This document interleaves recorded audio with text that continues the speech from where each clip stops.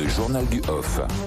Avec Cyprien Pézeril. Bonjour Cyprien, du Bonjour service Charles. politique d'RMC. Cyprien, la session parlementaire a à peine commencé et certains députés veulent déjà des vacances. Oui, on est crevés. Voilà ce qui résume l'état d'esprit de nos parlementaires qui, pour beaucoup, ont un an de campagne électorale derrière eux. On n'a pas arrêté de bouger. Il faut qu'on se pose. Pour bien travailler, on doit être reposé, m'explique un nouvel élu NUPES.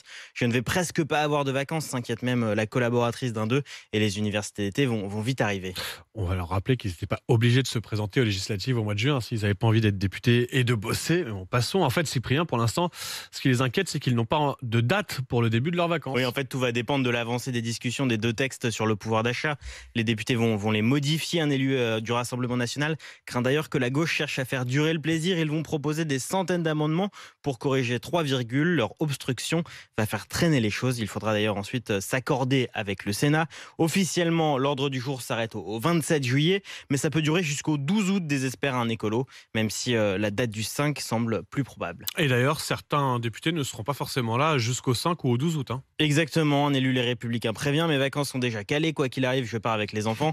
Et si ça se poursuit trop tard, eh bien, ça sera sans moi. Tout comme un communiste qui me raconte, j'ai réservé mes 3 semaines en toile de tente, ce sera apéro et plage, et le téléphone, je préviens, il ne capte pas.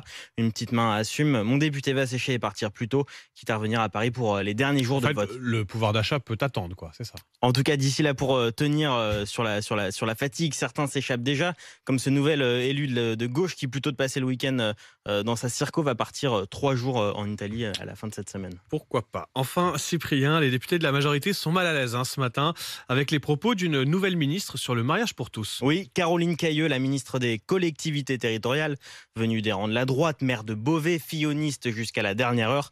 En 2013, elle était sénatrice et parlait du mariage entre personnes de même sexe comme un objectif qui, je cite, va contre la nature. Des propos qui ressortent aujourd'hui. Une pétition dans le magazine Tétu réclame même sa démission. Et hier, sur Public Sénat, elle a dit ne pas regretter sa position de l'époque. Écoutez. Je maintiens évidemment mes propos, mais j'ai toujours dit que la loi, si elle était votée, je l'appliquerais. Puis je vais vous dire quand même que j'ai beaucoup d'amis parmi tous ces gens-là. Et franchement, c'est un mauvais procès qu'on me fait.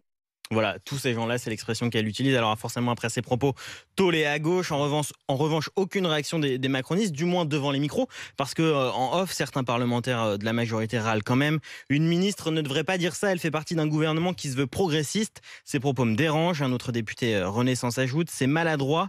Elle a dit ce qu'elle pensait, elle ne comprend pas l'évolution de la société. Et d'ailleurs, dans son ancien camp, chez les Républicains, un élu l'enfonce. Pour lui, cette déclaration, c'est même, je cite, une faute politique. Caroline Cayeux s'est depuis excusée sur Twitter. On verra si ce tweet d'excuse suffit à éteindre la polémique. Pas certain.